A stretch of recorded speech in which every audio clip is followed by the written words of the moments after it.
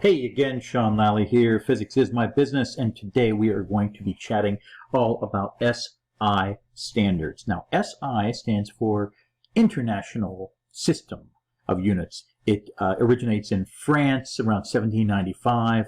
It is French, thus the SI. The S and the I are reversed. So, System International, or SI standards, and what we're going to be chatting about. And who needs them? Well, for crying out loud, everybody needs them. So let's see if we can figure out why that is. So here's a few things to think about. Some questions you may or may not know the answer to. But first of all, how tall are you? How much do you weigh? How do you even know these things? Notice that I have "know" in quotes. And how accurate, also in quotes, are these numbers? So I want you to think about that for just a minute. And in class, we would be discussing this a little bit further. So let's see. How tall are you and how much do you weigh? Well, if I go with myself, let's say I am 5'11" and 240. Okay, now I use these numbers and I put them the way that I think most people tend to do in class. When you say 5'11", the units are actually implied.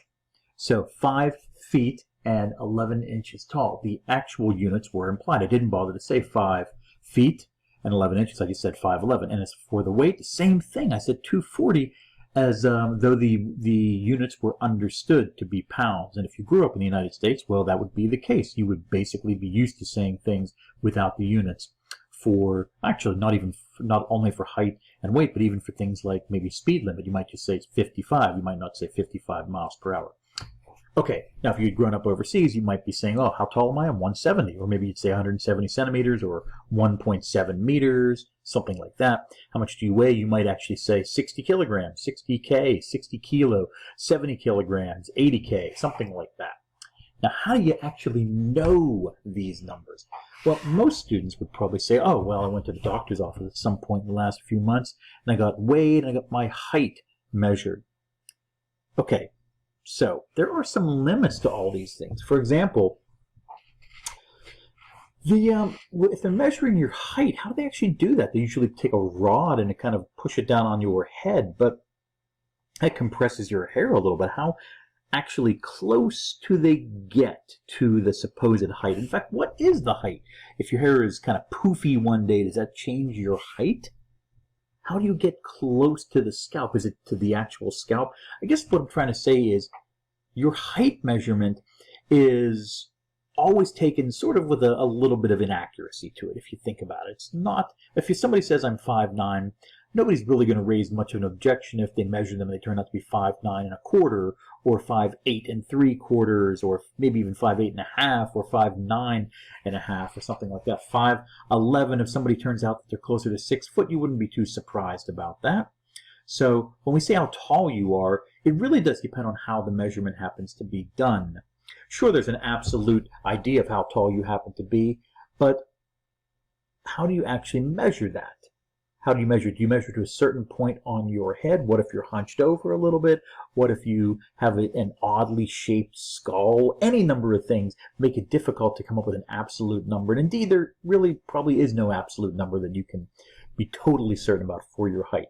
The same is true for your weight. How you measure your weight. If you measure your weight with a scale that uses gravity, for example, as opposed to a scale that uses a balance system like the doctor's office scales typically, well, then if you use a scale that uses gravity, you might be getting a weight that's actually a little bit off, depending on what the gravitational acceleration constant is where you happen to be. So how you know these things, how accurate they are, really kind of depends on these different limiting factors. How well your tools work, have the tools been calibrated, are there any inherent problems? There's all sorts of assumptions that we make when we use tools like this.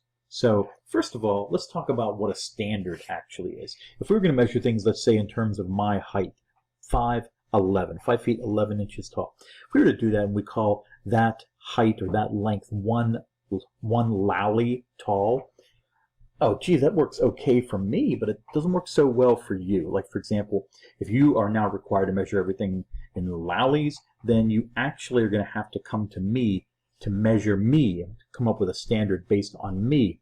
Sort of arbitrary if you think about it. It's definitely inconvenient, and somebody who's not close just It doesn't really have that as an option. So we don't use standards like that. We don't use standards generally based on particular things or objects.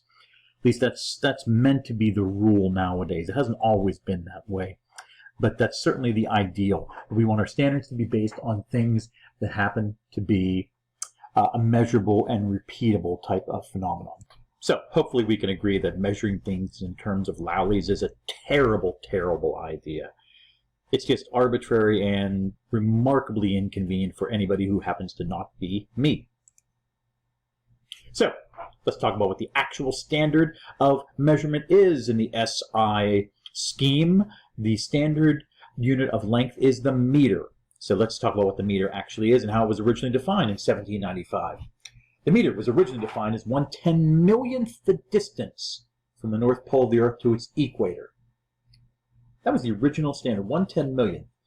So this, of course, begs the question, 200 plus years ago, did they know that the Earth was round? Well, probably sure. Actually, when was that even learned, now that you think about it? When was that even determined? How do we know that the Earth is round? Well, we'll get back to that in a minute, but this was the original standard. Excuse me. 1 meter was defined, literally defined as the distance from the North Pole to the equator divided by 10 million. Now, if you think about that, there's something kind of strange about that, but at bare minimum, it's something that everybody could agree on, and in principle could measure. Not very easily, as it turns out, but you could measure it. You might be wondering, in fact, how that actually is measured. I've got a different video set up, so if you want to read or learn about that, you can do so. Now, how do we even know that the Earth happens to be round? When was that first determined? Some people might say, oh, it's because it goes back to the time of Columbus, but in fact, it goes way, way, way, way back earlier than that. In fact, proofs that the Earth is spherical have been around for thousands of years. You can just simply watch ships go away from shore and they dip below the horizon. They don't just get smaller, but rather the last thing you see is the top of the ship. If you look at the horizon from the top of a tall mountain, you can see that the horizon is curved, the Earth is curved. If you follow lunar eclipses, this is my particular favorite.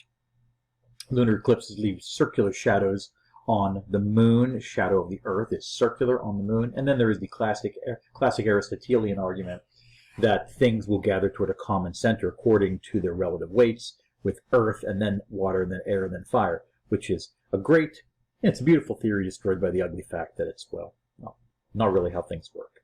But in any case, humanity has accepted that the Earth was spherical since ancient times. Excuse me. There it is. There's home. That's our big blue marble. It's a beautiful home right there. Now here's that image that I was mentioning to you. If we actually watch a lunar eclipse, we can see the shadow. This one's from January 20th, 2019. I took this one a little while ago. Or I guess I took this one, back in January 20th of 2019. But this circular shadow is the Earth right there. That's really, really good proof that the Earth happens to be spherical. By the way, I'm using the word spherical rather loosely. The Earth is not spherical. In fact, it's bulged a bit at the equator. The word we use is oblate. It's not perfectly symmetrical. The equatorial diameter is about 40 kilometers or 27 miles longer than the polar diameter. On the other hand, if you compare that to a standard billiard ball, which is probably about the most spherical thing you've ever held, maybe that or a glass marble or something, it's actually closer to being spherical than the average billiard ball is. In fact, the average billiard ball, according to the Billiard Congress of America, has to be 2 1/4 plus or minus 0.005 inches in diameter. That is 5.715 centimeters plus or minus 0.127 millimeters in diameter. Now, 40 kilometers or 27 miles might seem like a big difference in diameter. I mean, that is, after all, about the distance from Baltimore to the outskirts of D.C. However, in terms of percentage or tolerance, the Earth is closer to being a perfect sphere on average than the average billiard or bowling ball, or for that matter, any athletic ball you can imagine.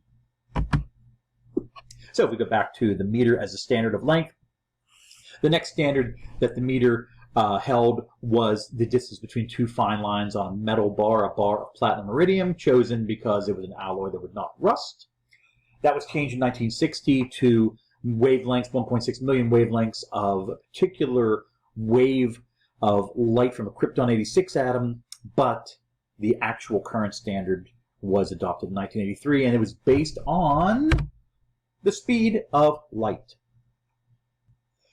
The international meter, the meter that every length is in fact based on, whether it's a foot or a yard or a mile or a centimeter, they're all based on the meter, and that is based itself on the speed of light, which is a constant. The speed of light in a vacuum is the speed of light in a vacuum is 299,792,458 meters per second. That's about 300 million meters per second, or 3 times 10 to the 8th meters per second. It's about 186,000 miles per second. Oh yeah, it's fast. It is as fast can be. We represent it with the letter C. That comes from celeritas, which is speed, Latin for speed, or constant for that matter, either way. Now that means that a meter is defined as the distance that light travels in 1 over that number, or 1/299,792,458th of a second. Now you might be saying, wait a minute, how can you define the meter if you haven't defined the second yet? We will do that shortly. Fret not, physics friends. So again, that's about 1/300 millionth of a second. 1/300 millionth of a second. That is how fast light would travel in 1 meter, a meter being a little bit longer than a yard. Jeez whiz, that is incredibly fast. Here's another way to think about this, actually. How fast is it really? Well, here's some standard comparisons. Speed of light is so fast that 1 photon, one little chunklet of light, could travel 7 times around the Earth's equator in 1 second, or to the moon in about 1.2 seconds, out to the sun in about 8.3 minutes, or to the nearest star system, Alpha Centauri, which is actually a 3-star system, in about 4.5 years. Insane if you think about it. Let's take a look at this from a visual perspective. Here we are. Imagine this. 7.5 roughly orbits per second at the surface. Look at that. That's how fast light is. This is a 4-second video clip, which means light is going about 30 times around the Earth in 1 second. That's how fast light actually could be. It's basically a little more than 7 orbits per second around the Earth. That's incredible in 1 second. Or again, in 4 seconds, that works out to be about 30 orbits. You can count it yourself, actually. Hold on, we'll try it again.